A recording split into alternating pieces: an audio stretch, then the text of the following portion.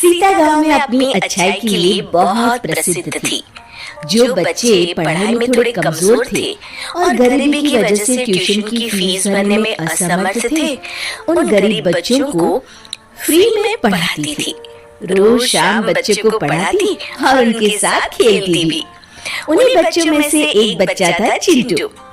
चिंटू बहुत होनहार बच्चा था, जो सीता दीदी की सिखाई बातों को ध्यान से सुनता और हमेशा अच्छे नंबर से पास होता था। एक दिन चिंटू अपने हाथ में एक पेपर लेकर सीता के पास दौड़ कर आया। दीदी दीदी, ये देखो मुझे क्या मिला। अरे चिंटू, आराम से, थोड़ी सांस तो ले लो। क्या मिला बताओ? आप भी देख लीजिए दीदी। अरे चिंटू, वाह, ये तो स्कॉलरशिप के पेपर है। तुम्हें स्कॉलरशिप मिली है? हाँ दीदी, अब मैं शहर जाकर पढ़ाई कर सकता हूँ। अरे वाह चिंटू, बहुत बहुत बधाई हो। मैं बहुत बहुत खुश हूँ तुम्हारे लिए। ये सब आपकी वजह से संभव हुआ है दीदी, धन्यवाद आपका। चिंटू, ये सब तुम्हारी मेहनत और लगन का परिणाम है। अब तुम खूब मन लगाकर पढ़ाई करना और खूब तरक्की करना।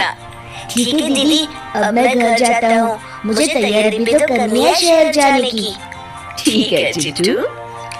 चिंटू अब अपने आगे की पढ़ाई करने शहर चला गया। ऐसे ही वक्त बीतता गया। इस बात को 20 साल हो गए थे और सीता दीदी अब बूढ़ी हो गई थी। लेकिन एक चीज जो नहीं बदली वो थी सीता का बच्चों के प्रति प्यार, क्योंकि आज भी सीता हर शाम बच्चों को पढ़ाती। एक दिन सीता हमेशा की तरह बच्चों को पढ़ा रही थी। तभी उसने आवाज सुनी, माँ, मैं आ गया। सीता को आवाज बहुत जानी पहचानी लगी। उसका बेटा विकास, जो बचपन में शहर पढ़ने गया था, वो वापस लौट आया था। वो विकास की आवाज सुनकर बाहर आई और उससे बोली, आ गया बेटा तू शहर से। और तभी ये कहते कहते ही सीता को चक्कर आ गया और वो बेहोश हो गई। माँ, माँ, क्या हो गया आपको? आंखें खोलो माँ। लगता है माँ को हॉस्पिटल में भर्ती करवाना पड़ेगा।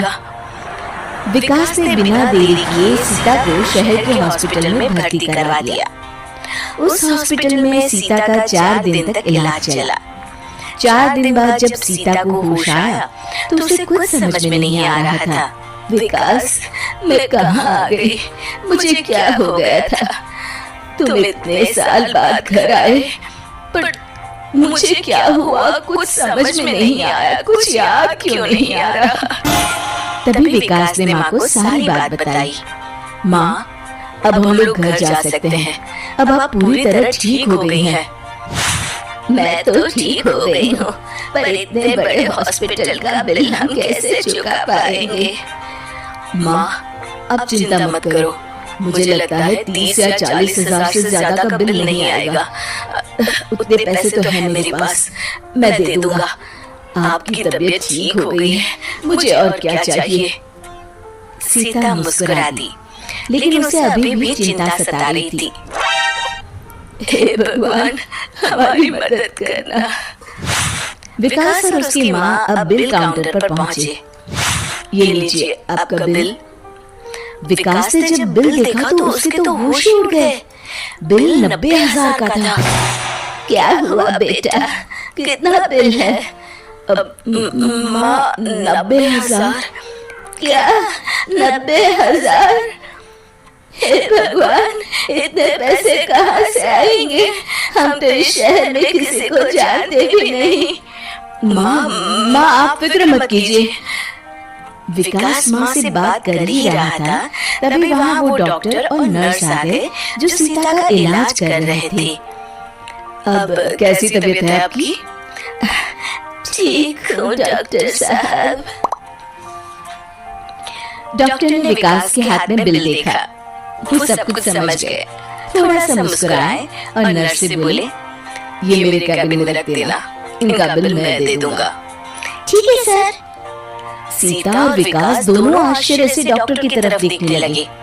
डॉक्टर साहब, आप क्यों देंगे हमारा बिल? बिल तो आपका मैं ही भरूंगा सीता दीदी। लगता है आपने मुझे पहचाना नहीं। डॉक्टर साहब, क्या आप मुझे जानते हैं? और क्या दीदी, आपका 20 साल पुराना स्टूडेंट चिंटू हूँ। क्या तुम चिंटू हो? चिंटू से मिलकर सीता बहुत ही खुश हो गई और सीता की आंखों में अब खुशी के आंसू थे। बेटा, हम अपना बिल दे देंगे। सीता दीदी, आपका बिल तो आपने 20 साल पहले ही दे दिया था। आज चिंटू डॉक्टर है तो आप ही की वजह से।